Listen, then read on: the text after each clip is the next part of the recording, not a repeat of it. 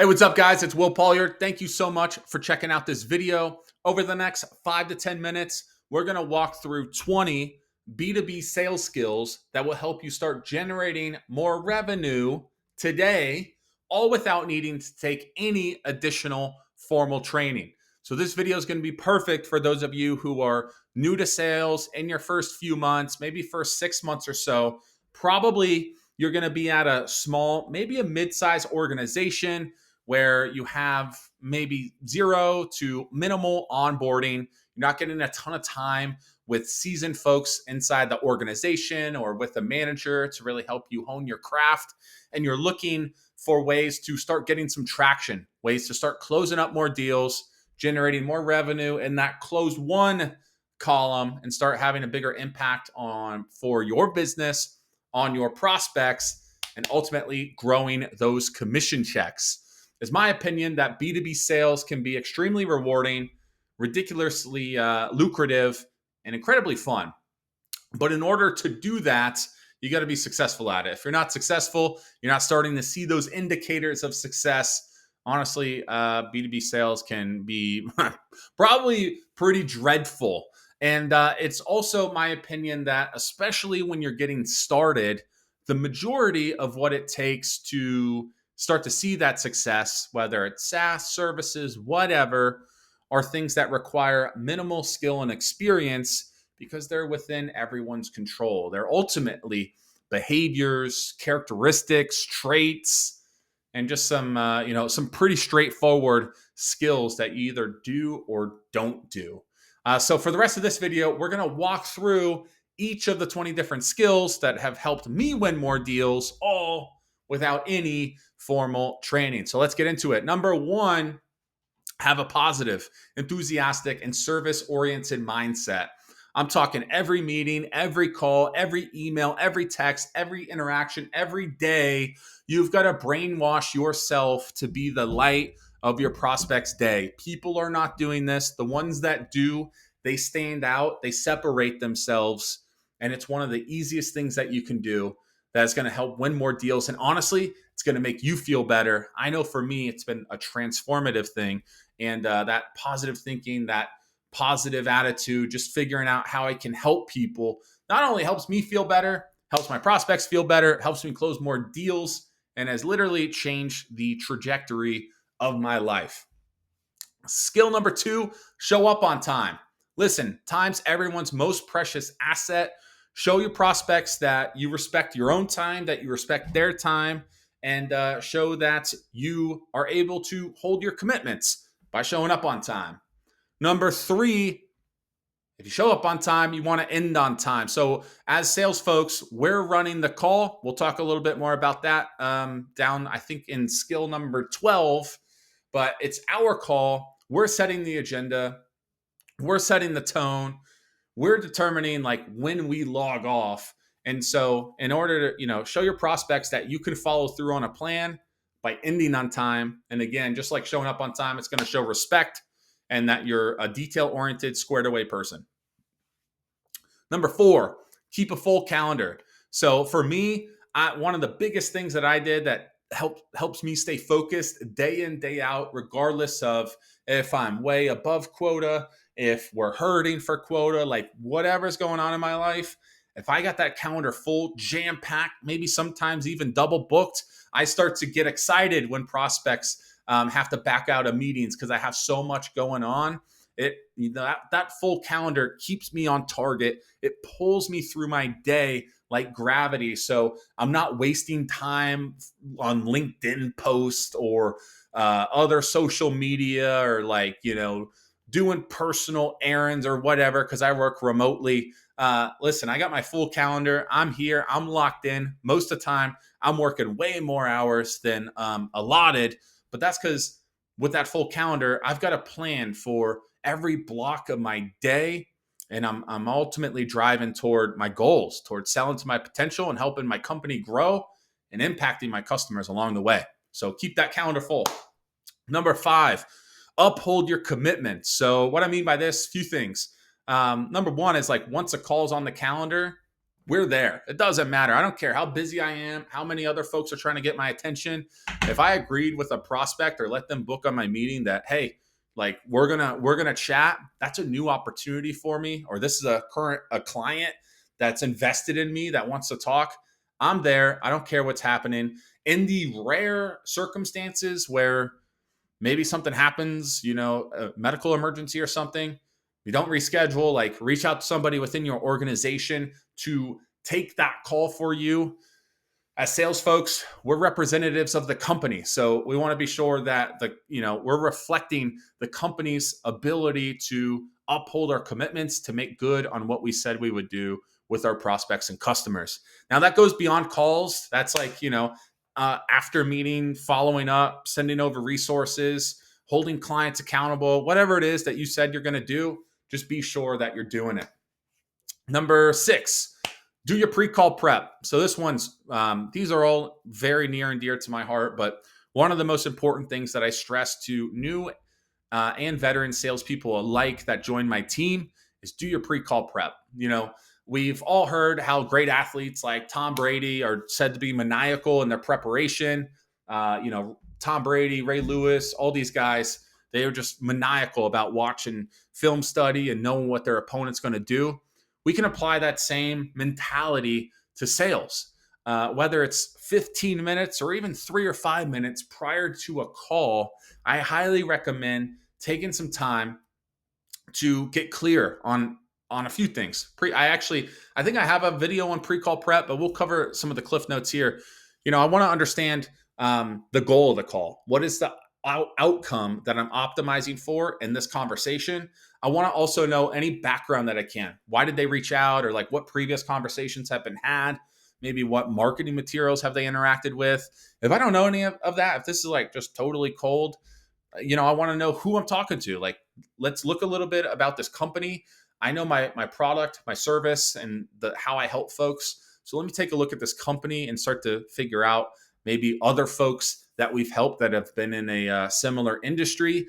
And then also for the individual or individuals I'm talking to, what's their role? Like, what's their title? How do I help folks typically that are in that situation? And then I want to take a moment and just jot out maybe 2, 3, 4, 5 pointed questions that are going to really help differentiate me from competitors that I'm going up against and make this a valuable conversation. So pre-call prep, I cannot stress how valuable it is. What's the saying? Like, an ounce of prevention is worth a pound of cure. Pre-call prep really takes those calls, takes like could take a B call to an A plus. It's that important. All right, number 7, follow a sales process. So we're not going to get into the specifics on how to handle each stage of the sales process, because that would require formal training. But for those of you who are looking to build that foundation, maybe you're new, what I'm talking about here is, instead of doing things ad hoc or just running a different sales process for every prospect, what you want to do is you want to, first, your company ideally should have a sales process. If they don't, I made a video on one. There's plenty of like good articles out there. You can even ask ChatGPT. Just get a sales process with like 4 to 6 steps in most situations. And ultimately, I just want you to run through the same steps with every single prospect the same way every single time. This builds muscle memory. This is going to build certainty in your abilities. And you're going to notice pretty quickly, if you're doing things ad hoc or on a whim today, and you start just following the same process, man, depending on your sales volume, within a week, maybe 2 or 3 weeks tops, you're going to start to see like, oh, I'm getting it. Things are clicking, and you're going to improve. Number 8, study your product, become a master. You got to know everything about your product, service, solution, whatever it is. I'm talking like, what are the benefits? How does it help folks? Who are the folks that you've helped in the past? What are the different industries? How does what you guys do apply to those industries? What are specific use cases? Everything. You want to become a master. Literally, when you know all the answers to the test, just the certainty that you're able to transfer, the confidence that comes through executing that sales process we talked about just a moment ago goes through the roof. And I promise you, your sales numbers will also. Number 9, become a student of sales. So it's not only important to become a master at your product. And honestly, I should add a caveat there. Once you master the product, you got to become a master of the industry. You want to sit at the same side of the table as your prospects. You want to know what's going on in their industry, what's going on in the macro business environment. You want to tune up that business acumen. That's going to help you become lethal. But before you get there, you want to become a student of sales. So what I'm talking about here is just becoming the student. And then you're going to have to apply that training, like the things you learn. That'll require more formal training.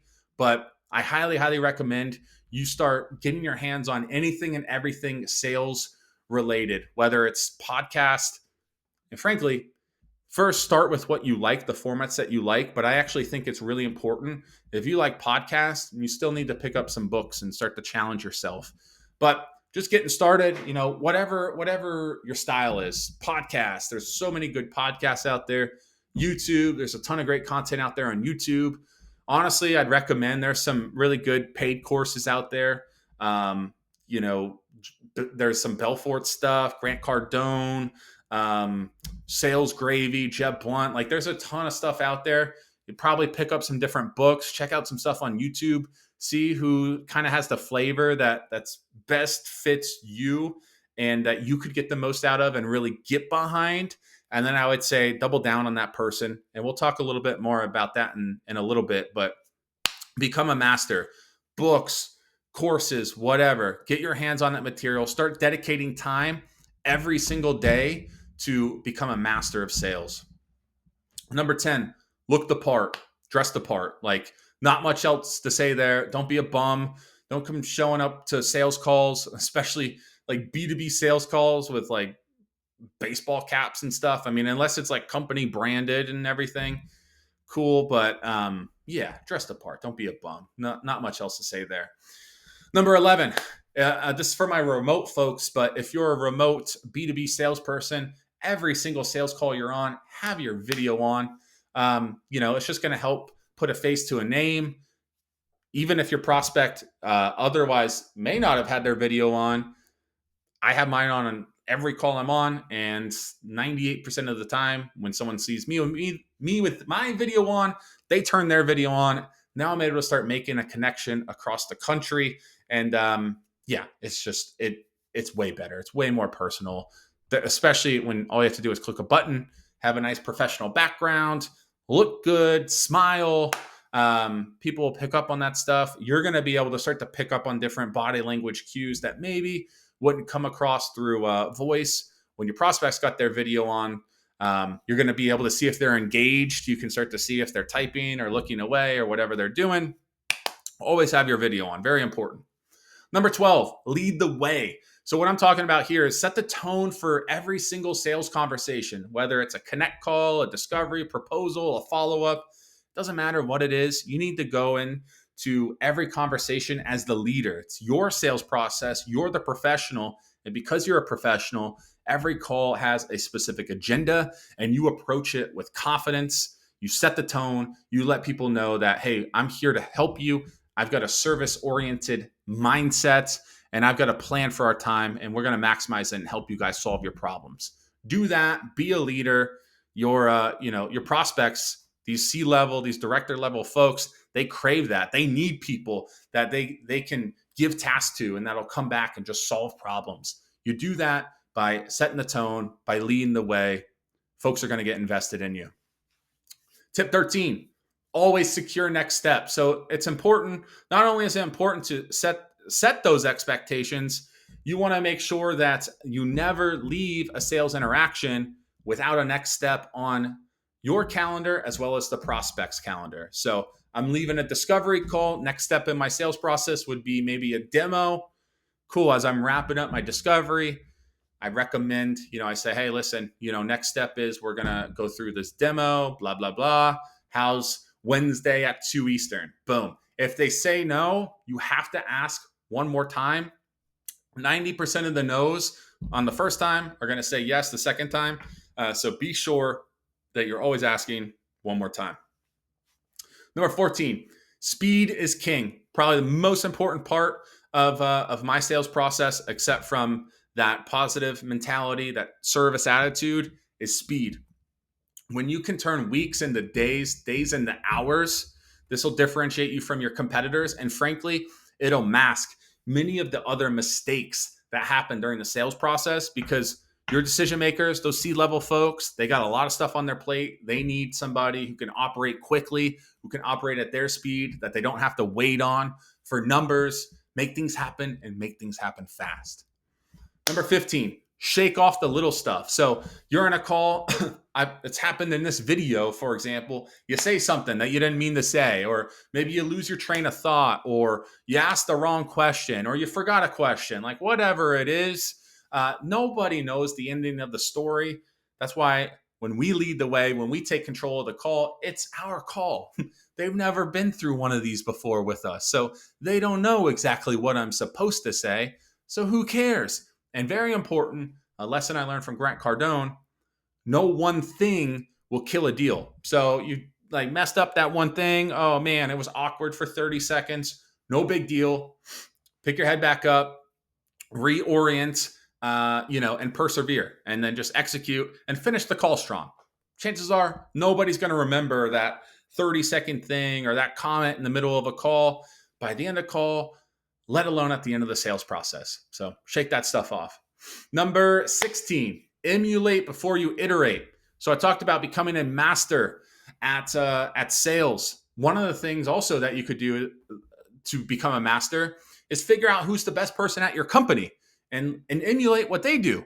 But also, if you don't have anyone else at your company, maybe that's successful or that you can learn from, I'd say get an outside mentor, pick up books, pick up those courses that we talked about, etc. But what I want to get across here is whoever that mentor or those mentors are, one thing I'd first say is, find, ideally, if you can like hone that into one or two, especially early on, take that example and iterate it, master that material to say it exactly the way that that person says it, have the same tonality, the same body language, ask the same exact questions, follow the same steps in the process. I mean, you get the point here. You want to become a master and just like basically a clone of that person, whoever that mentor is for you. And then once you've mastered it and you can do it the way that they do it, your results are now, you're going to get very similar, if not the same results, maybe even better results. Maybe you say it better than they do. And then only then at that point, start to iterate on that. Don't have somebody teach you how to do something, somebody that knows how to do it, has done it well, has the results to prove it. Don't take that information and then without mastering it and doing it that way, start to say, oh, well, I'm going to do it this way. No, don't do that. You want to emulate before you iterate. Tip 17, skill 17, I should say, always agree with the customer. Agreeing with the customer is the number one rule of selling. And you just got to remember, it takes agreement to get a signed agreement. And just because you agree doesn't mean that you're saying the customer's right. What we're trying to do here is we're trying to maintain rapport. We want to, by maintaining rapport, by creating agreement, it'll actually open our prospect up to see our point of view. Nobody, especially when you first met someone, and if they just like come in and they're super disagreeable, like when has that ever worked where, it's like, if you're super disagreeable with me, I'm not going to be interested in what you have to say, and vice versa. So some statements you should start to commit to memory after somebody says something is stuff like, hey, I'm with you. I understand. I love that. That makes sense. Phrases like that will help you agree with the customer. And yeah, that's skill 17, agree with the customer. Number 18, always treat the person you're talking to like a millionaire. So it doesn't matter whether they're, the secretary or they're 3 levels removed from the decision maker. There's a reason they're talking with you, and you need to treat all these people like they can buy, should buy, and will buy. Regardless of their title, treat them like $1 million. They've got influence in those organizations. They know the people that you ultimately want to talk to. So be sure you're treating them like $1,000,000. Tip 19, skill 19, you got to start treating yourself like a millionaire. So you got to respect your time. This is one of the biggest areas. That was a shift for me. It was like once I started treating myself like a millionaire, I stopped like waiting on Zoom calls where somebody was no showing. And, I had seen folks in the past just wait like 20 minutes and they literally waste all of this time. And I shifted this to like, hey, I'm a millionaire. Like, I'm important. My time's just as important as theirs. I got stuff to do, people to meet. I got to figure out who's got my money. So, one of the things that I implemented, this is a specific strategy here. If someone's late for a Zoom call with me, I give them 2 minutes because I understand stuff gets busy. 2 minutes, and then I have a templated email that I send out to them. 5 minutes into the call, they're getting a phone call from me or phone calls, depending on how many numbers I have. And then 7 minutes in is when I jump off and I'm sending an email saying, "Hey, I missed you. I hope everything's okay. Let's meet back up. How's this time at this date? Blah blah blah." I'm jumping off and I'm moving on to the next thing. I'm prepping up for my next call. I'm reaching out to some prospects, responding to emails, whatever I got to do, because we got to treat ourselves like millionaires, and millionaires focus on the most important things. They don't waste time. And last, but certainly not least, number 20, be action oriented. So what I mean by this is go the extra mile, take ownership of the sale, and become a problem solver. Problem solvers, folks that are proactive, folks that, if a prospect has a question, you could easily send them some blog post or something that they got to like dig through, or honestly, doesn't even generate a ton of value for them. That's what that's what the more passive, lazy folks do. But if you want to be a winner, you take that question that they have, and then you spin up a 2, 3, 5 minute Loom recording that walks through specifically how your product fixes that problem in the context of the prospect's business.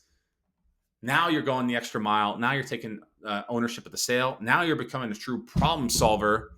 And these are the folks that end up, in my experience anyway, hitting the biggest numbers, having the biggest commission checks, and ultimately having the biggest impact on their businesses. So there you have it, guys.